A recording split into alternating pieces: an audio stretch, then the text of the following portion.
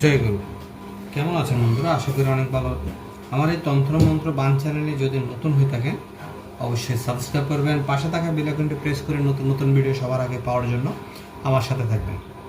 আজকের আলোচ্য বিষয় হলো স্বামী ও স্ত্রীকে অবাধ্য হলে কিভাবে বাধ্য করবেন বা স্বামী স্ত্রীকে বশ করবেন। এটা খুব আদিও আসলে একটা নকশা। চাইলে আপনারা গুরুর অনুমতি নিয়ে এই কাজটা বাসার মধ্যে করতে পারেন। কী কী লাগবে? অষ্টগন্ধা এবং ভোজ্যপত্র লাগবে, এরকম ভোজ্যপত্র বা গাছের ছাল লাগবে। ঠিক এরকম একটা কলম লাগবে, লাল পেন দিয়ে এই কাজটা করতে পারবেন। অবশ্যই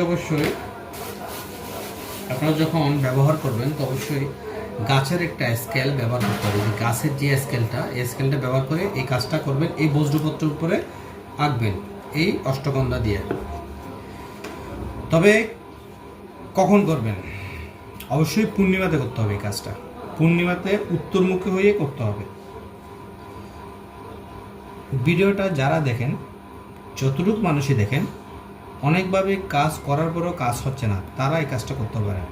বর্তমানে এমন একটা অবস্থা, কোনো হয়তো বা স্ত্রীরা কথা শোনে না, হলে স্বামীরা কথা শোনে না।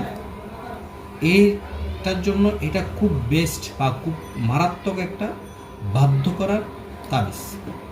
যে মন্ত্রগুলো এখানে দেখা যাচ্ছে, এই মন্ত্রগুলো সঠিকভাবে প্রয়োগ করতে হবে পূর্ণিমার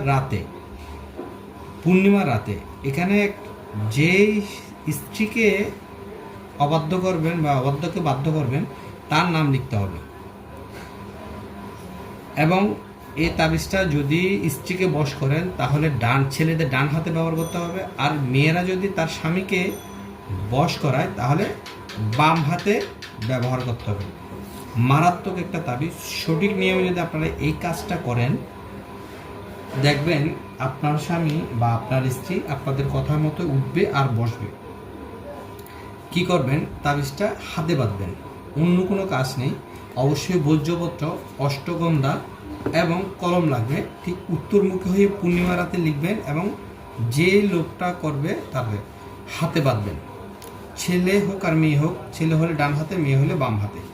তবে কাজটা পূর্ণিমাতে করবেন। এবং এ ধরনের কাজ বা এ ধরনের তাবিজ, বশীকরণ, বুমবান, জাদুটনা, যত রকম কাজ আপনারা করাতে চান, স্ক্রিনে দেওয়া নাম্বারে যোগাযোগ করে আপনারা চাইলে ঠিক 7 দিন আগে, কাজ করার 7 দিন আগে আপনারা যোগাযোগ করে এ ধরনের কাজ আপনারা করাতে পারেন। অবশ্যই আপনারা স্ক্রিনে দেওয়া নাম্বারে যোগাযোগ করে এ ধরনের কাজ করার সিদ্ধান্ত যদি নেন, অবশ্যই সঠিক মন নেবেন। কারণ এ ধরনের কাজ বর্তমান যুগে অনেকেই করিয়ে থাকে এবং সমস্যার সমাধান হয়, আবার কারো হয় না। আমি দুটোই বলছি, খারাপও বলছি, ভালো বলছি। তবে সঠিক নিয়মে করার চেষ্টা করবেন।